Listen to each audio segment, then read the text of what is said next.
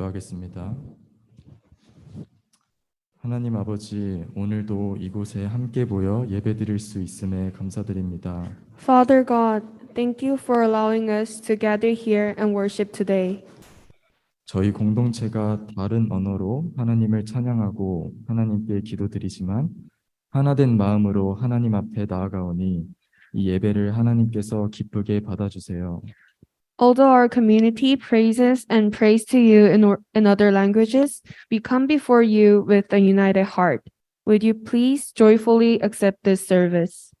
오늘 류재경 교수님을 통해 선포되는 말씀을 듣는 이들의 마음밭에 잘 심어지도록 성령님께서 함께하여 주세요. Let the Holy Spirit be with us so that the words proclaimed through Professor Ryu Jae-kyung today can be planted in our heart. 시험 기간을 비롯하여 여러 중요한 과정들을 지나고 있는 지체들이 있습니다. There are students going through many important processes, including exams. 그들에게 필요한 힘과 지혜를 넉넉하게 더하여 주시길 기도합니다. I pray that you will provide overflowing strength and wisdom to them. 또한 성탄절이 가까이 다가왔습니다. Also, Christmas is just around the corner. 이 땅에 오신 예수님을 깊이 묵상함으로 구원에 대한 감사와 감격이 풍성해지는 은혜를 경험하길 기도합니다. I pray that we will experience the grace of abundant gratitude and emotion for salvation by deeply meditating on Jesus who came to this earth.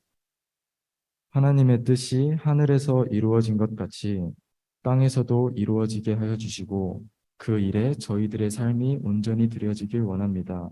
We want God's will to be fulfilled on earth as if it were done in heaven, and we want our lives to be fully given to it. 감사드리며 우리를 사랑하시는 예수님의 이름으로 기도합니다. Thank you, Lord, and I pray in the name of Jesus who loves us. 아멘. Amen.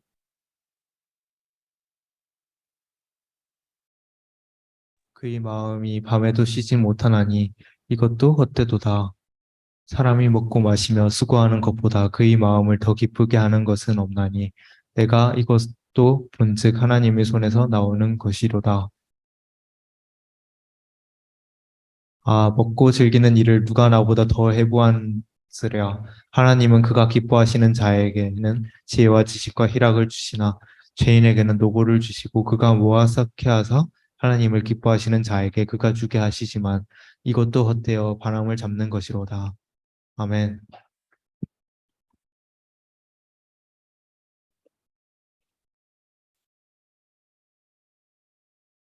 할렐루야. 목소리가 너무 적습니다. 할렐루야. 네, 오늘 제가 조금 성경에서 어려운 전도서에 대해서 말씀을 나누게 되었습니다. 우리가 전도서라고 하면은 다들 생각에 어렵다. 또 우리 대학생들에게 그리고 젊은 분들에게는 특별히 이게 별로 다가오지 않는 성경입니다. 그 전도서를 지은 저자가 솔로몬인데 솔로몬이 잠언도 지었습니다. 그런데 잠언과의 느낌은 전혀 다릅니다. 잠언은 인생을 지혜롭게 그리고 인생을 정말 행복하게 잘 살기 위한 지혜를 성경적인 지혜를 많이 썼는데 전도서는 처음부터 시작이 헛되다라고부터 시작합니다. 헛되다라는 단어가 전도서에서 제일 많이 등장합니다. 그래서 이것을 잘못 읽으면 우리가 어떤 생각에 빠지게 되냐면 진짜 인생은 헛되구나 라고 생각하는 염세주의적인 생각 그리고 또는 극단적인 이원론에 빠지게 됩니다. 즉 신앙적인 거는 거룩하고 좋은 것이고 인생 자체 우리가 공부하고 먹고 마시고 애쓰는 것들 다 헛되다. 즉 다 악한 것이다 라고 생각하는 이원론에 잘못 빠지게 됩니다. 그래서 전도서를 잘못 읽으면요 우리 신앙생활이 굉장히 우울해져요. 우울증이 올 수 있을 만한 잘못 읽으면 우울증을 일으킬 만한 그런 책이라고 볼 수 있습니다. 하지만 진정한 의미의 전도서는 그런 게 전혀 아닙니다.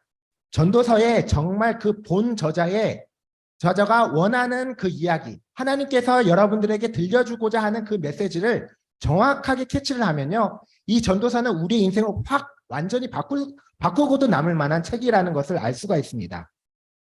그렇다면 반드시 성경에 읽을 때 우리가 치우치지 않게 성경을 해석하려면 우리의 그 성경의 원 저자와 원 독자를 알아야 됩니다. 원 저자는 누구겠습니까? 솔로몬 왕입니다. 솔로몬 왕이 지혜서를 썼습니다. 아가 향한 그 뜨거운 사랑을 쓴 책입니다. 그래서 혹자들은 이 아가서가 왜 성경에 있어야 돼? 라고 생각을 하겠지만 아가서가 진정으로 의미하는 것은 신랑이신 예수님과 그리고 신부인 우리와의 사랑에 대해서 이야기를 하는 것입니다. 그래서 아가서를 정말 잘 읽으면요, 주님에 대한 사랑이 정말 깊어질 수 있는 책입니다. 그리고 반면에 잠언서는 솔로몬이 한창 이스라엘을 하나님의 말씀으로 통치하고 있을 때, 또한 꿈에서 정말 하나님께서 주셨던 것처럼 하나님의 지혜가 솔로몬 왕에게 임했을 때 정말 신앙 생활과 그리고 인생을 어떻게 살아야 될까, 아주 깊숙하게, 정말 어떻게 이게 기원전 1000년 이상 전의 책이라고 볼 수 있을 만큼 정말 놀라운 지혜들이 담겨 있는 그런 책입니다. 그리고 여전히 여러분들이 그 잠언서를 읽어도 우리의 인생과 신앙생활에 굉장히 도움이 많이 됩니다. 3000년이 지난 지금에도 말입니다. 그런데 이 전도서는 처음부터 사실 속된 말로 멘붕입니다. 아가서와 잠언서의 그 밝은 에너지는 전혀 없고요, 완전 느낌이 다릅니다. 어떻게 이렇게 같은 저자가 다른 책을 쓸 수 있을까라고 생각을 할 수가 있는데요. 이 책이 솔로몬이 완전히 타락한 다음에 정말 아무것도 바라볼 수 없을, 그리고 죽음에 가까이 있었을 때에 지었던 책이기 때문입니다. 자, 그렇다면 이제 그 전도서의 배경이 되는 솔로몬의 삶에 대해서 한번 이야기를 나누도록 하겠습니다. 전도서의 배경은 솔로몬의 삶을 여러분들이 정확하게 이해할 때 이 전도서가 이해가 되기 시작합니다. 역대상을 정확하게 이해를 해서 솔로몬의 삶이 어떻게 진행되고 있는지를 여러분들이 이해를 하게 되면요, 이 전도서가 아주 깔끔하게 해결이 됩니다. 여러분, 솔로몬 왕이 어땠습니까? 안 믿는 사람도 솔로몬 하면 지혜로운 왕이었다라고 다 알고 있습니다. 그래서 어떤 데 보면 학원 이름이 솔로몬 학원인 이름도 많이 있어요. 그렇게 솔로몬이 젊었을 때는 위대했고 지혜로웠고, 그리고 더욱이 하나님의 성전을 처음으로 완성하면서 하나님을 기쁘시게 했던 왕이었습니다.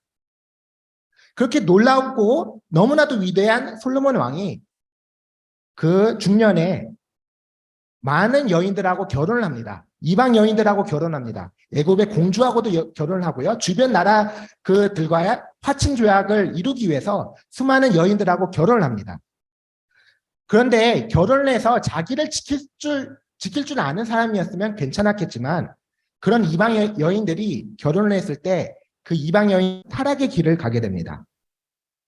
여러분, 이게 참 이해가 되지 않아요. 어떻게 그렇게 지혜로운 왕이, 심지어는 잠언에 대해서 음란한 여인에 대해서 조심하라고 경계했던 그 왕이 이렇게 잘못된 선택을 할 수 있었던 것일까요?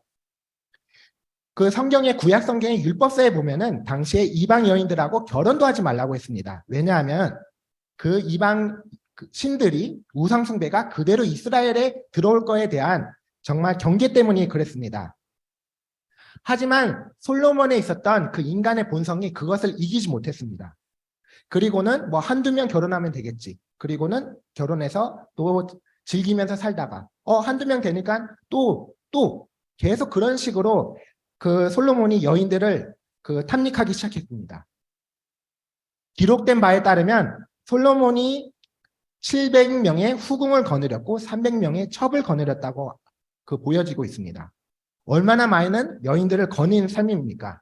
당연히 그러면 음란한 삶이 시작될 수밖에 없고요. 그 음란한 삶 속에서 솔로몬의 생각이 아주 흐려지기 시작했습니다. 그래서 이방 여인들의 신들, 그중에 시돈의 달의 여신인 아스다롯, 암몬의 밀곰, 모압의 그모스, 암몬의 몰렉 같은 아주 더러운 신들을 솔로몬이 숭배하게 됩니다. 하나님께서는 솔로몬을 그렇게 하지 말라고 꿈에서도 나타나서 2번이나 경고했지만 이미 마음이 다른 곳에 가버린 솔로몬의 마음은 그것을 저지할 힘이 없었습니다. 그렇다면 질문해 볼 수가 있어요. 일단은 솔로몬이 왜 타락을 하게 됐을까? 어떻게 그렇게 지혜롭고 거룩한 왕이 어떻게 타락할 수 있을까? 우리는 그런 질문을 해볼 수가 있어요. 절대 그러지 않을 사람이 그렇게 된 거예요. 이것은 우리가 무엇을 볼 수가 있냐면요, 우리 마음이 내가 어떻게 컨트롤할 수 있을 것 같지만 그렇지 않다는 것입니다. 마음의 중심이 어떠한 죄악을 탐닉하면서 사단에게 그 통치권이 넘어간 순간부터는 성령의 능력이 그 사람에게 사라지는 것을 보게 됩니다. 성령의 능력이 사라지면요, 솔로몬의 지혜는 하나님의 영으로부터 왔지만 그것에 대한 어떻게 통치하고 그것을 컨트롤할 수 있는 그런 조절력이 완전히 사라지게 되는 것입니다. 여러분, 이것을 보면요, 우리 인생에서 우리가 정확하게 기억할 것은 여러분들 여기에 와서 우리가 뜨겁게 예배 드렸습니다. 하지만 뜨겁게 예배를 드리는 여러분도, 그리고 심지어는 말씀을 선포하고 있는 저도 제가 어떠한 특정한 죄를 탐닉하고 정말 어떠한 음란함을 탐닉하고 그리고 정말 사랑해서는 안 되는 여자를 사랑하게 되고요. 그리고 게임에 중독되거나 아니면 술에 미쳐서 살게 되면요, 오늘 제가 이렇게 거룩하게 말씀을 선포한다 할지라도 제 입술에 나오는 제 말이 내일은 달라지게 되는 것을 여러분들이 볼 수가 있어요. 저는 수많은 사례들을 봤습니다. 그렇게 우리가 죄에 대해서 그렇게 노출이 됐을 때는, 사단의 영향력이 들어왔을 때는 나 자신조차도 컨트롤할 수 없는 게 인간입니다. 그래서 안타까운 것은 나중에야 솔로몬이 더 이상 그 힘이 없고요, 기력이 없기 때문에 여인들을 탐닉할 수 없고요, 그리고 더 이상 먹을 것을 즐길 수가 없을 그 나이가 되니까요, 솔로몬이 이제 정신을 차리게 되는 거예요. 죽음 앞에서 이제 정신을 차리게 되는 거예요. 아, 내가 어떻게 살아왔지? 내가 젊었을 때는 그렇게 잘 나가던 왕이었는데 지금의 내 신세가 왜 이렇게 됐느냐 라고 생각하면서 지었던 책이 바로 이 전도서라는 것이에요. 솔로몬이 제대로 정신 차리고 지었던 책이 바로 전도서입니다. 그렇기 때문에 처음부터 시작은 세상의 모든 것들이 허무하다가 시작하는 게 바로 이 전도서의 핵심입니다. 이것을 여러분들이 이해하고 이 솔로몬의 심정을 이해하고 우리한테 적용하면요, 이 전도서가 여러분에게 굉장히 새롭게 다가올 수가 있게 됩니다. 그래서 저는 이 전도서의 책은 참 솔로몬이 지으면 좋았겠다라고 생각을 합니다. 이 권위가 있어요. 솔로몬이 나타내는 권위가. 왜냐하면 솔로몬은 돈도 많았죠. 엄청나게 강력한 왕국을 건설했던 왕이었죠. 그리고 지혜로운 왕이었죠. 공부도 잘했죠. 그리고 명예도 있었죠. 자, 여러분, 제가 여기 와서 여러분이 세상 헛됩니다. 자, 여러분 돈 벌지 마세요. 돈 다 그거 쓰잘데없어요. 그리고 여러분 뭐 일은 높아져 봐야 의미 없습니다. 권력 의미 없습니다. 제가 여러분에게 이 말을 드리면은 여러분 마음에 와닿겠어요? 저는 돈이 없습니다. 저는 국회의원도 아니고요. 권력도 없어요. 저는 명예도 없습니다. 아직 신임 교수입니다. 제가 이렇게 이야기를 하면 여러분들 별로 와닿지 않을 것입니다. 하지만 이 전도서 자체를 인생이 허무하고 하나님 없는 인생은 허무하다라는 것을 솔로몬이라는 왕이 고백을 한다면 그 당시 이스라엘 백성에게 얼마나 충격적으로 와닿겠어요. 왜냐하면 솔로몬은 다 가졌는데 그 사람이 인생이 허무하다고, 그 사람이 하나님 없으면 안 된다고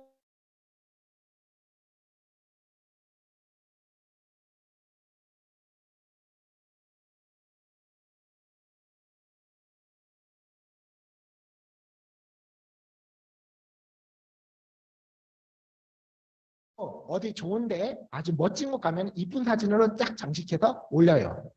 남들은 배가 아프게 올립니다. 참 부럽게 올려요. 그게 행복이라고 생각을 합니다. 하지만 여러분, 그게 진짜 행복입니까? 일시적인 행복은 될 수가 있어요. 하지만 그런 것들이 진정한 해결책은 아니라는 것을 우리는 잘 압니다. 들은요, 나의 기준만 높일 뿐이에요. 더 이상 만족할 줄은 몰라요. 자, A 식당에 음식을 먹었어요. 10,000원짜리. 더 이상 10,000원짜리에 내 만족감이 들지가 않아요. 더 높은 거, 더 좋은 것을 즐겨야만 내가 거기서 그거를 즐길 수 있는 그런 만족을 하게 되는 그런 상황이 됩니다. 그런데 과학 기술이 발달한 지금 상황에서 이걸 보면요, 이거 다 그냥 우리의 인간에 있는 이 뇌 세포들에 의한 호르몬 작용일 뿐이에요.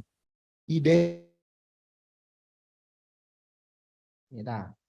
하지만 너무나도 안타까운 현실 속의 현실은요, 오늘날의 수많은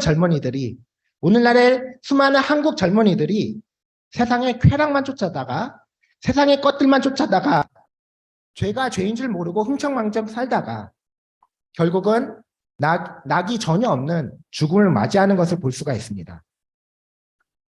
이런 것들이 신경세포의 작용인들일 뿐인데 이것에 도취되었다가 자기가 어떻게 죽어야 할지도 모르는 인생을 우리가 살고 있습니다.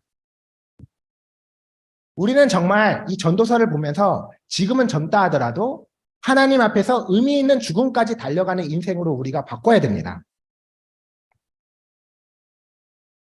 저는 최근에 이런 것들을 많이 봤어요. 허무함 때문에 하나님을 모르는 자들이 하나님을 찾는 것들을 봤어요. 특별히 요즘에 얼마나 기독교가 욕을 먹는 세상입니까? 참 전도하기가 힘듭니다. 그런데 지금도 역시 허무함 때문에 교회를 찾는 사람들을 제가 봤습니다. 누군가에게나 이 인생의 의미에 대해서 한 번은 정말로 깊게 고민하는 때가 옵니다. 한 번쯤 온다고 생각해요. 저는 모든 사람에게 있다고 생각하지만 그게 늦게 오느냐 아니면 빠르게 오느냐의 차이라고 봅니다. 왜냐하면 진짜 인생을 정말 고민하게 되면요. 특별히 우리가 질문하게 되는 것이 결국 죽음일 텐데요. 죽음에 대해서 질문하게 되면은 인간은 그 죽음의 문제를 해결할 수 없다는 결론에 도달하게 됩니다. 그리고는 거기서 허무주의에 빠지고요. 거기서 인생에 대해서 진지하게 고민이 시작됩니다. 제가 봤던 사람들의 세 가지 패턴들이 있었습니다. 이럴 때. 첫 번째는 어차피 죽으면 인생 끝이기 때문에 세상 막 살자. 그리고는 쾌락주의에 자기 몸을 던지는 사례를 봅니다. 두 번째는 자신이 너무 허무하기 때문에 그 허무함을 달래고자 다른 것을 의지하는 것을 보게 됩니다. 세상의 철학책들을 많이 찾아보고요. 그리고 그 철학자들이 이야기하는 인생에 대해서 생각을 해보려고 합니다. 또는 다른 종교를 의지하려고 합니다. 역시 죽으면 끝이 나는 인생일 뿐입니다. 반면에 마지막 케이스는요. 이때 죽음이란 건 뭐지? 인생이란 건 무엇이? 인간이라면, 온 세상이라면 갤럭시조차도 휴대폰조차도 만든 사람이 있다면 인간과 우주를 만든 사람이 있고 그 사람에게 찾아가야겠다라고 생각하는 사람이 있어요. 그리고는 하나님을 만나고 새 인생을 살아가는 패턴을 봅니다. 저는 진정으로 최근에도 본인 스스로 이 허무함 때문에 스스로 하나님을 찾은 사람을 본 적이 있었습니다. 그런데 요즘에 사실 그런 상황이 그렇게 많이 발견되고 있지는 않아요. 오늘날의 현실은 진지하게 인생과 죽음을 고민하게 만들지 않습니다. 이게 너무 안타까운 현실이에요. 오늘날의 현실은 어떻습니까? 인터넷과 통신, 그리고 여러 가지 쾌락 문화가 발전되고 있기 때문에 우리가 한마디로 이렇게 말할 수 있어요. 사람들이 자신의 문제에 대해서 검색을 하지만 묵상하지는 않습니다. 뭔가 문제가 찾으면 구글링을 하는데요. 자기 스스로의 해결책을 찾아보려고 소화시키고 뭔가 생각해 보려고 하지 않아요. 모든 게 답이 인터넷에 다 있다고 생각을 하고 있습니다. 그렇기 때문에 점점 더 하나님을 찾는 사람들이 적어지고 있습니다. 또한 과학 문명의 발달이 어떻게 됐습니까? 여러분, 과학 문명의 발달이 하나님을 더 찾게 됐습니까? 아닙니다. 오히려 세상은 이 과학 문명 때문에 하나님 없어도 된다는 철학을 만들어냈습니다. 유물론 바탕에, 진화론 바탕에 하나님 없이도 이 모든 보이는 세상이 만들어질 수 있다고 말하고 있습니다. 폭발에 의해서 만들어지고요. 또한 그 무기물에서 어쩌다 보니 단백질이 만들어지고 RNA가 만들어지고 결국 거기서 생명체가 계속 진화하다가 여기까지 이르렀다. 이렇게 이야기를 하고 있습니다. 정말 궁극적으로 질문할 수 있는 건 정말 그게 가능할 것인가 라고 질문을 해볼 수가 있는데요. 하나님 없이 설명하려고 하는 그 세상 철학 때문에 우리는 그것을 읽고 마치 그것이 맞는 것처럼 착각하면서 살고 있는 인생들이 얼마나 많은지 모릅니다. 또한 하나님 대신 과학 문명과 돈이 내 인생의 문제를 해결해 줄 것처럼 착각하고 착각하면서 살아가고 있습니다. 또 반면에 세상에 대해서 실망스러운 부분 때문에 오히려 그 문제를 하나님께 다가가서 해결해야 되지만 오히려 그런 문제를 보면서 하나님이 어디 계시느냐라고 하면서 주님을 찾지 않고 있는 경우도 있습니다. 이런 논리들이요, 사실 이 세상의 세계관으로 다 잡고 있어요. 서양에서부터 계몽주의 철학이 등장하기 시작하고요. 과거에는 하나님 없이 뭔가를 설명하려고 하면 이단화처럼 불렸는데 이제는 오히려 하나님을 넣으면 이단화가 되는 그런 현실이 되어버렸습니다. 여러분, 정말 믿음의 꽃을 피웠던 서양이 어떻습니까? 지금 기독교 국가라고 말할 수 있겠습니까? 그 국가들은 더 이상 기독교 국가가 아니에요. 제가 포스닥을 했던 네덜란드, 그 나라 기독교 국가 아닙니다. 정말 안타깝지만 오히려 복음에 대해서 이야기하면 이상한 눈으로 쳐다봐요. 너가 과학자가 맞느냐라고 쳐다봅니다. 믿음을 가진 이가 이제 비정상적으로 보이는 나라가 서양이 돼버렸어요. 그 찬란한 복음의 부흥이 있었던 나라가 더 이상 그런 나라가 되지 않았습니다. 그러면 결론이 무엇입니까? 과학 문물은 더 이상 우리를 진정한 궁극적인 가치를 위해서 가는 것이 아니라 우리에게 죽음을 향해 가게 만드는 존재가 되어버린 것입니다. 전도서에서 굉장히 깊이 다루는 주제가 죽음입니다. 죽음에 대해서 한번 이야기를 나눠보겠습니다. 저는 죽음에 대해서 진지하게 고민할 때 예수를 만나게 되고 진리가 찾아온다고 생각을 하고 있습니다. 왜냐하면 죽음은 죄의 싹시라고 원래는 우리가 죽지 않아도 되는 존재였지만 죄의 싹 때문에 받아야 되는 형벌로 온 것이거든요. 인간이 하나님과 다를 수 있는 단 한 가지는 죽음이라는 것입니다. 이때 정말 진리가 찾아와요. 이그젬플을 들어볼게요. 저는 제가 존경하는 아버지, 어머니 그 신앙을 보면은요, 이 전도서가 그대로 녹아 있습니다.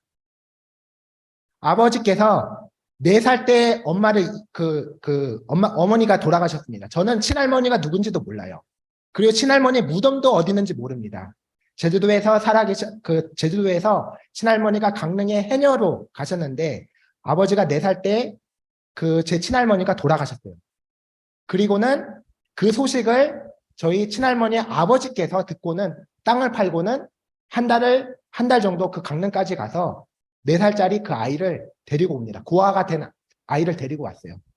그래서 아버지는 결국은 친어머니가 아닌 양어머니 밑에서 이렇게 길러지게 됐는데요. 그러니까는 그 사랑을 사실 제대로 못 받았다고 합니다.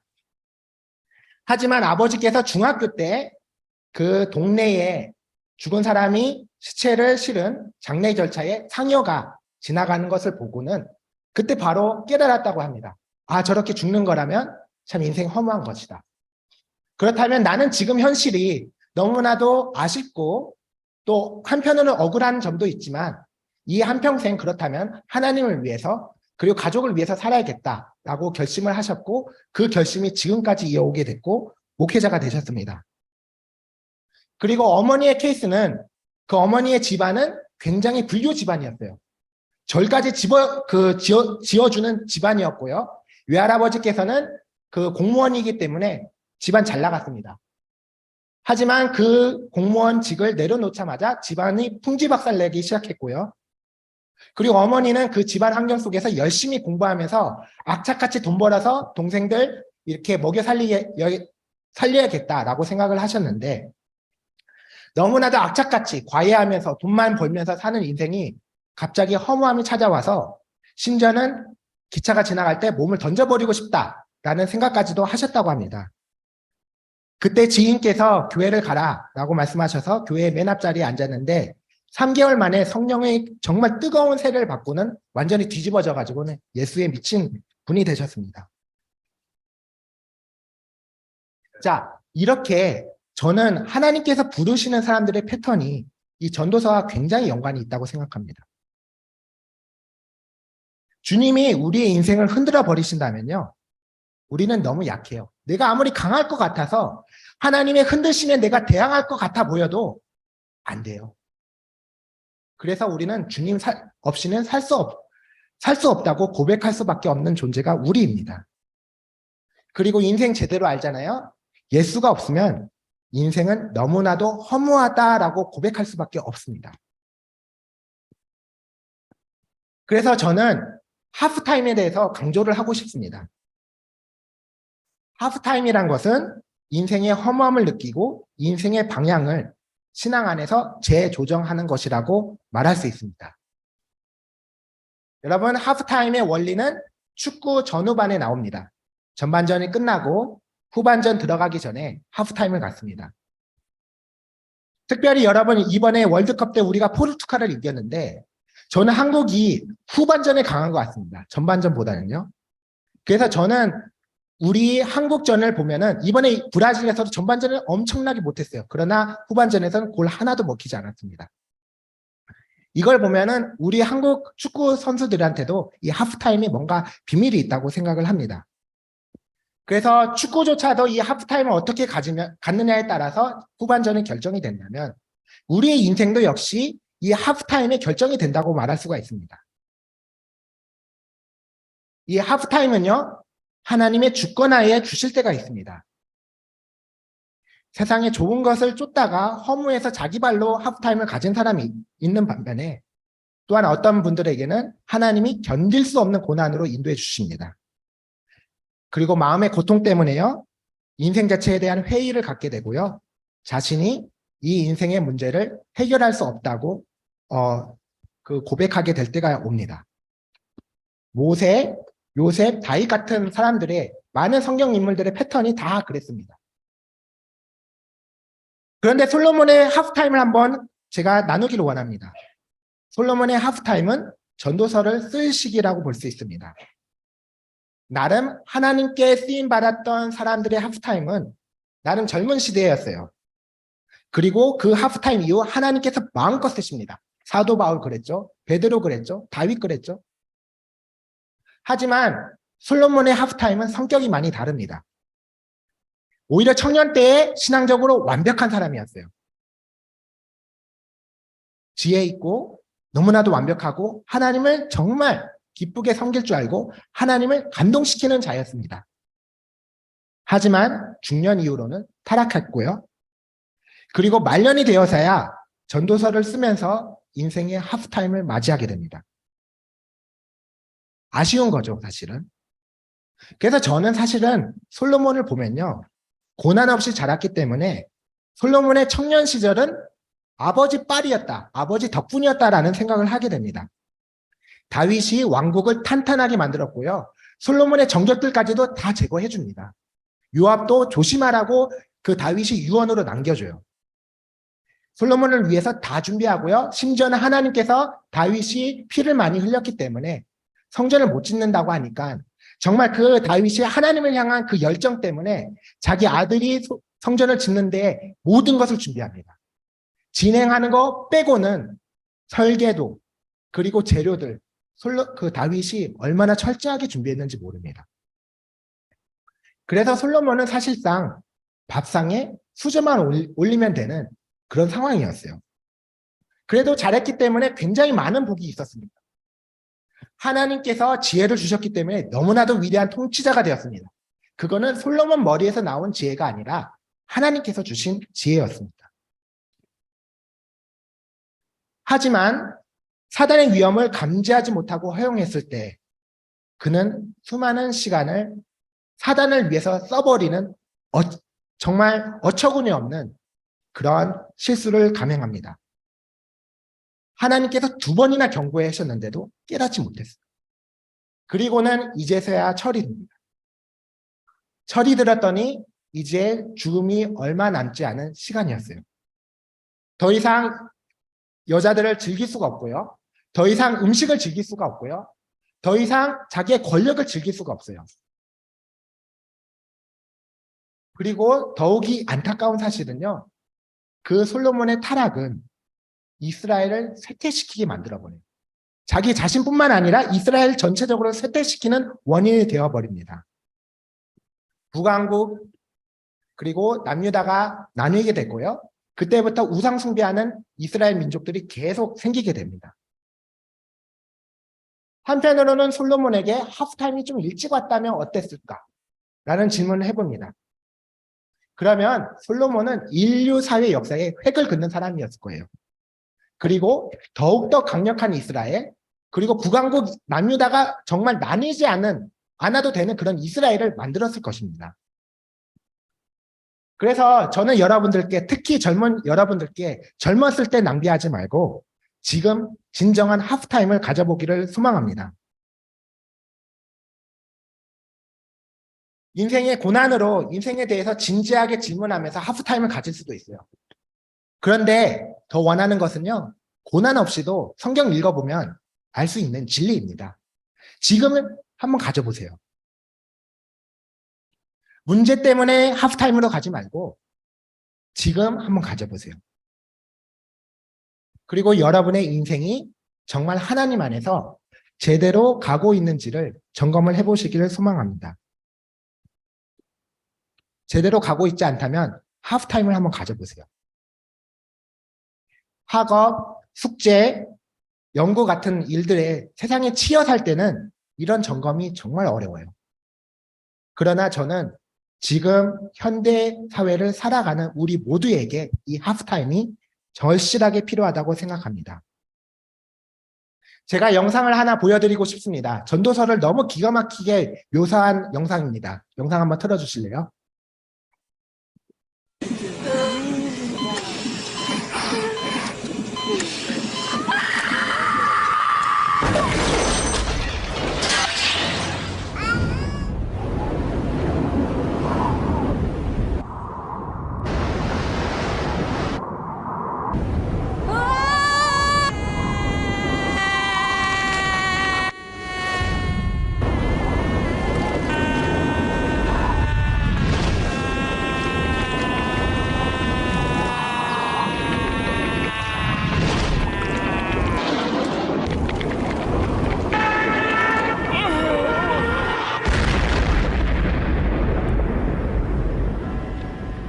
원래 이 영상은 게임 회사에서 만들었어요.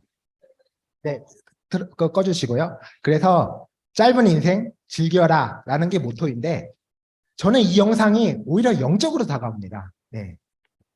여러분 이렇게 짧습니다. 인생이 짧습니다. 보는 거는 관찰한 결과는 전도서하고 일치해요. 그리고 현대사회는요, 더 정신없이 생각할 겨를 없이 더 쏜살같이 갑니다.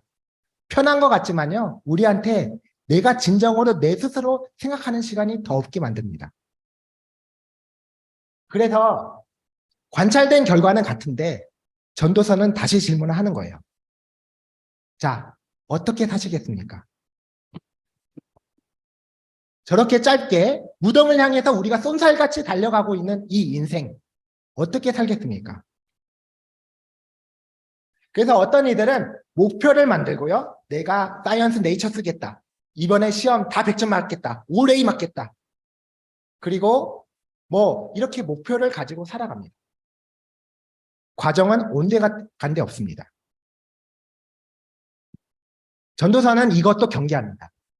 그렇게 목표를 향해 달려가봤자 어차피 죽음뿐인 인생 허무하지 않느냐라고 다시 문제 제기를 하는 거예요. 그리고 세상 살기에 한 가지 팁은 줍니다. 잠깐 일시적인 결론이에요. 과정을 즐겨라. 과거 미래는 다 헛되기 때문에 지금 현재를 잘 누려라. 이렇게 일시적인 결론을 줍니다. 그러면서도 또 너가 그 즐기는 일 때문에 마지막에는 심판이 기다리고 있다는 것을 기억해라 라고 말을 합니다. 심판대 때문에 인생은 짧지만 중요하다고 이야기합니다. 네, 저는 한 100세까지는 살고 싶습니다. 그러나 여러분들 100세까지 산다 하더라도 짧은 거예요. 영원한 생명에 비하면 아주 짧은 시간입니다. 그리고 우리가 100세까지 산다고 하면은 이 세상에 정말 상종하기 싫은 사람도 만나야 되고요. 굉장히 많은 고통도 따라오게 됩니다. 그것도 우리가 즐기라는 게 전도서의 핵심이에요. 핵심 중에 하나예요. 그래서 혹자는 이런 말을 합니다. 모든 고통 즐기세요. 왜냐하면 영원한 천국에서는 없는 고통이기 때문입니다. 라고 말하시는 분도 있습니다. 그래서 여러분들 오늘부터 이 세상에 괴로움과 고통과 그리고 고난이 찾아오면 정말 천국에서 맛볼 수 없는 이 고통 하면서 즐기시길 바랍니다. 아멘. 이것 또한 중요합니다. 자, 그래서 전도서 11장 8절 9절에 뭐라고 이야기를 하냐면요. 사람이 여러 해를 살면 항상 즐거워할지로다. 그러나 캄캄한 날들이 많으리니 그날들을 생각할지로다. 다가올 일은 다 헛되도다. 청년이여 내 어린 때를 즐거워하며 내 청년의 날들을 마음에 기뻐하여 마음에 원하는 길들과 내 눈이 보는 대로 다 행하라. 그러나 하나님이 이 모든 일로 말미암아 너를 심판할 줄 알라. 아멘. 그리고 최종 결론을 이제 내려보겠습니다. 마지막 전도서의 최종 결론, 아까 거는 잠정 결론이라고 말을 한다면요. 이거입니다. 너는 청년의 때에 너의 창조주를 기억하라. 곧 공고한 날이 이르기 전에 나는 아무 낙이 없다고 할 해들이 가깝기 전에 해와 빛과 달과 별들이 어둡기 전에 비 뒤에 구름이 다시 일어나기 전에 그리하라. 청년의 때에 하나님을 기억하라고 전도서에서 말하고 있습니다. 이 말씀이 없으면요, 전도서는 그냥 염세주의적인 책이고요. 전도서에서 이야기하는 것은 인생은 다 쓸모없다라고 결론을 내려야 합니다. 하지만 이 말씀에서는 절대 솔로몬이 그렇게 말하지 않고 있습니다. 여러분들이 청년이기 때문에 하나님을 기억하라고 말합니다. 여러분, 솔로몬이 노년 때에 다시 창조주를 기억했을 때 얼마나 그의 마음은 안타까웠겠습니까? 여러분, 노년이 되면요, 스키를 타고 싶어도 할 수가 없어요. 자기가 즐겼던 그 모든 것을 할 수가 없습니다. 산책도 할 수가 없고요. 이성에 대해서 반응도 일어나지 않습니다. 그리고 먹을 것도 먹을 수가 없어요. 제가 최근에 할머니께서 돌아가셨는데 마지막에 석 달은 먹을 것을 드실 수가 없어가지고 포카리 스웨트만 드시다가 이제 점점 기력이 없으셔서 떠나시더라고요. 노년에 우리가 즐길 수 있는 거 하나도 없어요. 그때서는 사람들이 다 정신을 차립니다. 하지만 너무 늦었습니다. 그 사람의 인생을 평가하기에는 노년에 정신을 차리고 노년에 하프타임을 갖는다면 너무 늦었습니다. 지금 여러분들이 하프타임을 가지기를 원합니다. 여러분은 세상을 따라서 사는 자, 세상의 가치, 돈, 명예, 쾌락을 따라서 사는 자의 최종 목적지는 아까 영상처럼 무덤입니다. 그리고 그 무덤 뒤에는 지옥이 기다리고 있습니다. 하지만 솔로몬이 권고하는 것처럼 창조주를 기억하면서 아름답게 인생을 살면서요, 하나님과 동행하는 삶을 살잖아요. 그 사람에게 무덤은 새로운 시작점이 됩니다. 그 시작점은 영원한 하나님 나라로 연결이 됩니다. 그래서 하프타임에 여러분의 최종 목적지를 세상이 아니라 하나님 나라에 두시기를 소망합니다. 그래서 아까 솔로몬이 공부하는 것도 다 헛되고 연구하는 것도 헛되고 돈도 헛되고 세상에 사는 모든 것도 헛되고 심지어는 태어나지 않았으면 좋았겠다라고 말을 하지만 창조주를 기억하면서 하나님과 동행하는 삶을 살잖아요. 공부하는 것도 연구하는 것도 돈을 버는 것도 세상에 사는 모든 일들이 하나님 나라를 위한 일이 된다면 우리의 모든 삶은 예배가 되는 것입니다. 그래서 마태복음 6장 33절에 이렇게 말하고 있습니다. 그런즉 너희는 먼저 그의 나라와 그의 의를 구하라. 그리하면 이 모든 것을 너희에게 더하시리라. 아멘. 여러분, 비본질적인 것을 위해서 달려가지 마십시오. 하나님 나라를 위해서 달려가길 소망합니다. 그것의 가치는 너무나도 큽니다. 과정 중에서 주님께 온전히 붙어 있는 것을 선택하십시오. 포도나무 비유처럼 주님께 붙어 있는 삶을 살아가십시오. 하나님과 동행하는 삶을 살아가십시오. 그렇다면 하프타임 이후에는 여러분들의 삶은 세상을 초월하고 주님과 결합되어서 하나님과 살아가면서 하나님의 힘으로, 하나님의 능력으로 세상을 정복하는 삶을 사는 것을 보게 될 것입니다. 젊었을 때의 에너지를 헛된 곳에 쓰지 마십시오. 이상한, 하나님 만나지 말라고 하는 그런 여자와 남자에게 쓰지 마십시오. 정말 하나님 나라를 위해서 어떻게 쓸 것인지, 그리고 어떤 만남을 가질 것인지 여러분 가슴 속에 깊이 그것을 새겨놓고 살아가길 원합니다. 여러분 축복받은 인생입니다. 여기 서울대까지 왔습니다. 여러분에게 주어진 꿈은 엄청나고요. 그리고 우리나라에서 여러분들에게 거는 기대, 여러분들의 가정에서 여러분들에게 거는 기대가 큽니다. 그렇다면 우리 그 기대에 부응하고 또 하나님 기대에 부응하기 위해서 우리의 젊은 열정을 주님께 다 온전히 정말 태워서 드려야 되지 않겠습니까? 그런 우리 서울대학교의 성도들이 돼야 되지 않겠습니까? 여러분, 그렇다면은 지금 여러분들이 그렇게 산다고 하면은 기독교가 개독교라는 말이 나오겠습니까? 전도서의 말씀을 제대로 읽잖아요. 삶이 바뀌잖아요. 그 사람의 인생을 보고 개독교라는 말이 나올 수가 없습니다. 우리는 철저히 회개하고요. 만약에 여전히 그 소리가 들린다고 한다면 진정한 하프타임 가지고요. 십자가에서 우리 인생을 다시 조명해서 창조주에게로 가까이 가는 그런 삶을 살기를 원합니다. 아멘. 이 시간에 조용히 눈을 감으시고 우리가 다 같이 기도하기를 원합니다. 이 시간에 잠깐 우리가 짧게 같이 통성으로 기도하기를 원하는데요. 하나님께, 하나님, 제가 아직 어리지만 인생이 허무하다는 것을 압니다.